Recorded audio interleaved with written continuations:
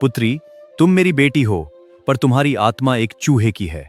मैंने तुम्हें ब्रह्मांड के सबसे शक्तिशाली तत्वों के पास भेजा, पर सबने तुम्हें तुम्हारा असली सत्य दिखाया।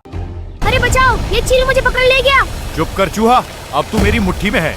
नहीं, मुझे छोड़ दो, मैं क्या करूं? हा, भाग कर दिखा अब। मेरी जान बचाओ कोई।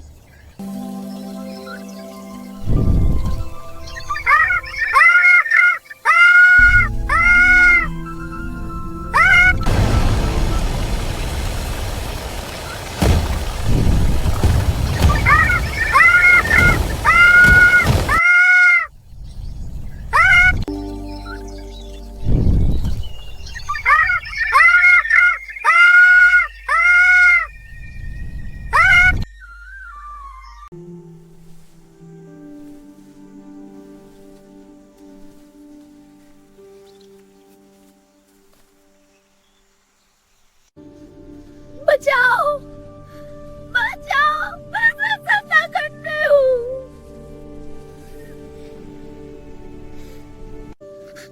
बचाओ, बचाओ, मैं संकट में हूँ।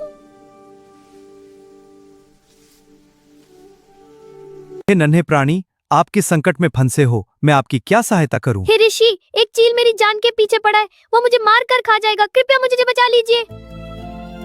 हे निष्पाप जीव, आप मेरी शरण में है। अब आपको चिंता करने की कोई आवश्यकता नहीं। धन्यवाद ऋषि, मैं आपकी सदैव ऋणी रहूंगी। हे नन्ही जीव, तू काल के क्रूर पंजे में फंसने ही वाली थी।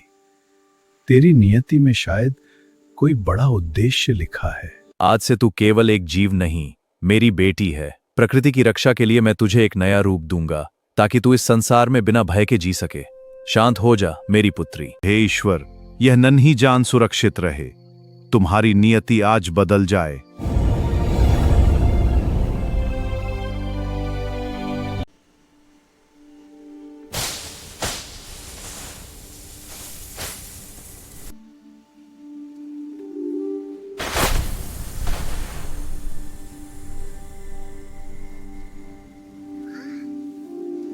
मेरी प्यारी ऋषि कन्या, पिताजी, तुम मेरी सबसे बड़ी खुशी हो।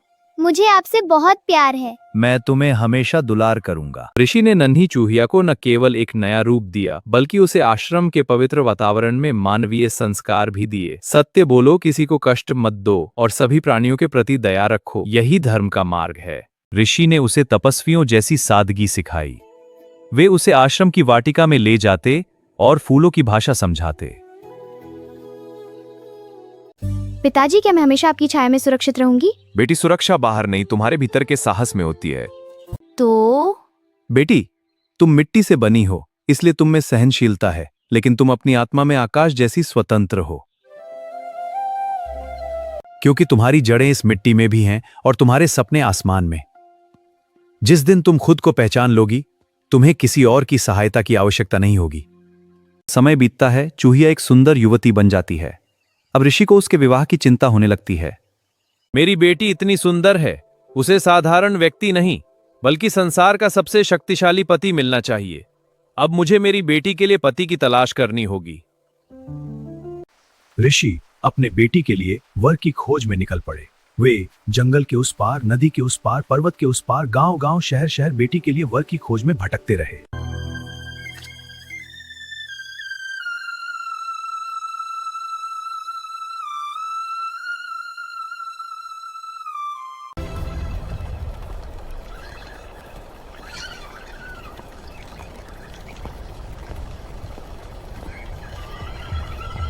कई दिन बीत गए, कई हफ्ते बीत गए, कई महीने बीत गए, किंतु उनकी बेटी के अनुरूप कहीं भी वर नहीं मिला।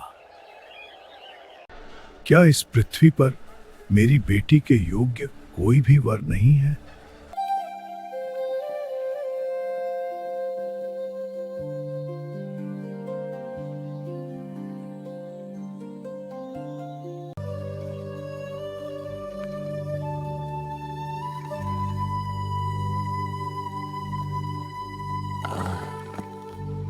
पिताजी, मैं पिछले कुछ दिनों से देख रही हूँ आप गहरी चिंता में डूबे रहते हैं। बेटी, तू अब विवाह के योग्य हो गई है। मैं तेरे लिए एक उत्तम वर की तलाश में हूँ, किंतु मुझे तेरे अनुरूप कोई वर नहीं दिख रहा है।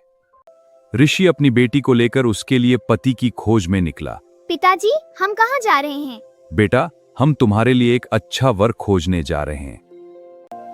बेटी, हम उस वर की खोज में आकाश में यात्रा कर रहे हैं। हाँ पिताजी, ये सफर अद्भुत है। देखो, ये पर्वत हमें आशीर्वाद दे रहे हैं। मुझे विश्वास है हम उसे जल्द ही पालेंगे। ऋषि सबसे पहले सूर्य के पास गए।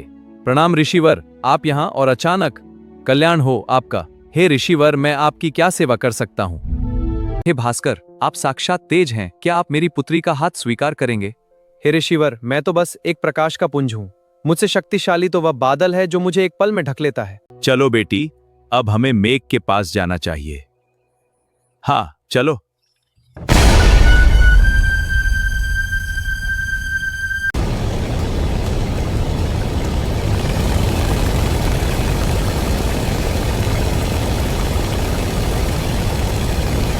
फिर ऋषि बादलों के पास गए। प्रणाम ऋषिवर, कल्याणमस्तु। आपने यहां आने का कष्ट क्यों उठाया? मुझे बुला लिया होता। हे मेघ, आप पृथ्वी पर वर्षा करके जीवन देते हैं, क्या आप मेरी पुत्री का हाथ स्वीकार करेंगे? ऋषिवर, मैं एक घुमंतु हूं। मुझसे शक्तिशाली तो हवा है जो मुझे बहा कर ले जाती है। आप हवा से बात कीजिए।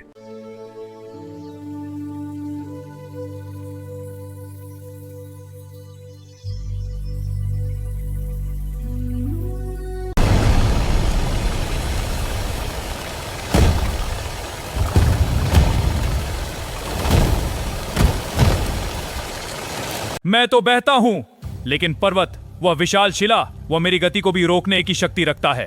आप पर्वतराज से अपनी बेटी का विवाह कीजिए। चलो बेटी, अपने लक्ष्य की ओर।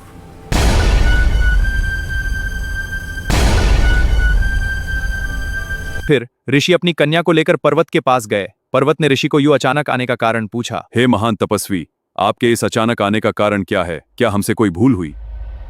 हे पर्वतराज, आप बड़े ही शक्तिशाली हैं। आपके अलावा मेरी कन्या के लिए अच्छा वर नहीं हो सकता। क्या आप मेरी बेटी का वरण करेंगे?